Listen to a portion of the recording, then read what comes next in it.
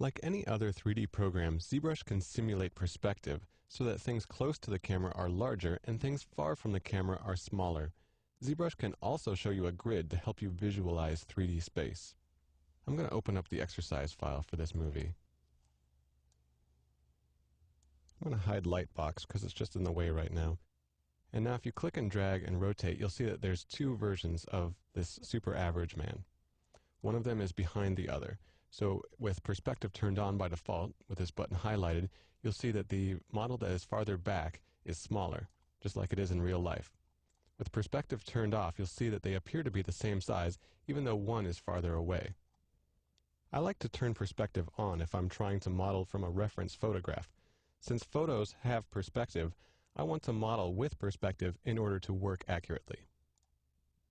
One way to help visualize your model in 3D is by turning on the floor. It's this button right here.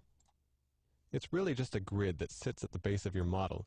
You can turn the grid on any of the three axes by clicking on their letters at the top of the button. So it's kind of hard to see with the floor button turned on, but you can see there's an X, Y, and Z right here. If I change it to X and then turn off Y, you can see that we now get a grid on the side. Or if you turn on Z, you get a grid at the back. You can even have two grids on at once. You might want to use the floor if you want to make sure that you're placing things in evenly spaced increments.